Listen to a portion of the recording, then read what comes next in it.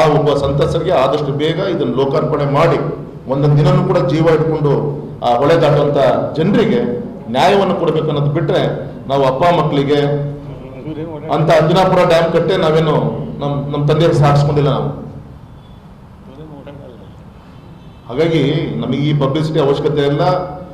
ಅಭಿವೃದ್ಧಿ ಜನ ಮಾತಾಡ್ತೀರಾ, ಅದ್ರ ಪ್ರತಿಫಲ ನಿಮ್ಮ ರಾಘಣ್ಣ ನಾಲ್ಕು MP ಆಗಿದ್ದಾರೆ, ಜನ ಓಟ್ ಹಾಕಿದ್ದಾರೆ. ಈ ರೀತಿ ಹೆಡ್ಲೈನ್ ಅಂಟಿಸ್ಕೊಂಡು ಊಟ ಉಟ್ಕೊಂಡು ನಾವು ಅಲ್ಲಿ ಕೂತ್ಕೊಂಡೇನು ಮಾಡಬೇಕೆ ನನ್ನ ಕರ್ತವ್ಯ. ಒಬ್ಬ ಮಂತ್ರಿ ಬರ್ತಾನೆ, ನಾವು 4 ಸತಿನೂ ಹೋಗ್ತೀನಿ, 5 ಸತಿನೂ ಹೋಗ್ತೀನಿ. ನಾವು ನಮ್ಮ ಹಾಲಪ್ಪನವ್ರು ಶಾಮ್ಯಾನ್ ಹಿಡಿದು ಎಲ್ಲದೂ ಕೂಡ ಗಮನಿಸಿದ್ದೀವಿ.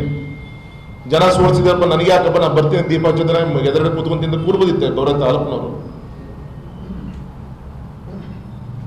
ಅಲ್ಲಿ ಮುಳುಗಡೆ ಆದಂತರು ಹಾಲಪ್ಪನ ಸಂಬಂಧಿಕರೇ ಅಲ್ಲ. ಸಂಬಂಧನೋ ಕಳ್ಳು ಬಳ್ಳಿನೋ ಸೆಕೆಂಡರಿ ರೀ. ಸಾವಿಗೆ ಅದು ಬೆಲೆ ಇದ್ದೇ ಇದೆಯಲ್ಲ, ಅದರಲ್ಲೂ ರಾಜಕಾರಣ.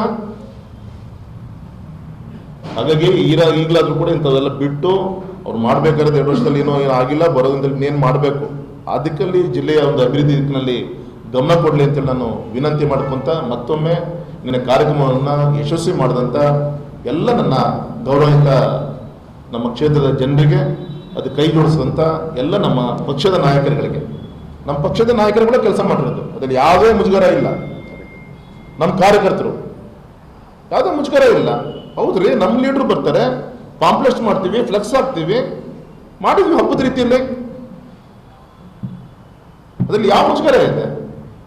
ನಮ್ಮ ಸರ್ಕಾರದ ಶಾಮ್ಯಾನದೊಳಗೆ as per protocol, as per ಅವರ ನಾಮ್ಸ್ ಪ್ರಕಾರ ಗೌರವಂತ ಮುಖ್ಯಮಂತ್ರಿಗಳಿಂದ ಹಿಡಿದು ಆ ಸ್ಟ್ಯಾಂಡರ್ಡ್ ಪ್ರಕಾರ ಅವ್ರು ಮಾಡಿದ್ದಾರೆ, ಇನ್ವಿಟೇಷನ್ ಮಾಡಿದ್ದಾರೆ, ಮುಟ್ಟಿಸಿದ್ದಾರೆ. ಇಷ್ಟು ದೊಡ್ಡ ಒಂದು ಕಾರ್ಯಕ್ರಮ ನಡೀತಾ ಇದೆ ಅಂದಮೇಲೆ ಇವ್ರ ಕರ್ತವ್ಯ ಇತ್ತಲ್ಲ, ಕೇಂದ್ರ ರಾಜ್ಯಕ್ಕೆ ಹೇಳಿ ಈ ಥರ ಚಾನ್ಸಸ್ ಇದೆ ಸರ್, ದಯಮಾಡಿ ಈ 2 ದಿನ ಹೋಮ್ವರ್ಕ್ ಮಾಡಿ. ಎಷ್ಟೋ ಕಾರ್ಯಕ್ರಮಗಳು ಕ್ಯಾನ್ಸಲ್ ಮಾಡಿಲ್ವಾ ನೀವು? ಅಥವಾ ಮಿಡ್ ನೈಟ್ RCB ಮ್ಯಾಚ್ ಮುಗಿದ ತಕ್ಷಣ ಬೆಳಗ್ಗೆ ಕಾರ್ಯಕ್ರಮ ಮಾಡಿಲ್ವಾ ನೀವು? ಬಲಿ ಕೊಟ್ಟಾಯ್ತಲ್ಲ ಅದಕ್ಕೂ ಕೂಡ. ಹಾಗಾಗಿ ಇದ್ರನ್ನ ರಾಜಕಾರಣವನ್ನ ಬಿಟ್ಟು ಇನ್ನಾದ್ರೂ ಕೂಡ ಅಭಿವೃದ್ಧಿ ದಿಕ್ಕಿಗೆ ನೀವು ಗಮನ ಕೊಡಿ. ವಿರೋಧ ಪಕ್ಷವನ್ನು ನಮ್ಮ ಕೆಲಸ ನಾವು ಮಾಡ್ತೀವಿ ಅಂತ ಸಂದರ್ಭದಲ್ಲಿ ಹೇಳ್ತಾ ಮತ್ತೊಮ್ಮೆ ಎಲ್ರಿಗೂ ಅಭಿನಂದನೆ ತಿಳಿಸಿ ನನ್ನ ಪತ್ರಿಕಾಗೋಷ್ಠಿ ಮುಗಿಸ್ತಾ ಇದ್ದೀನಿ. ನಮಸ್ಕಾರ.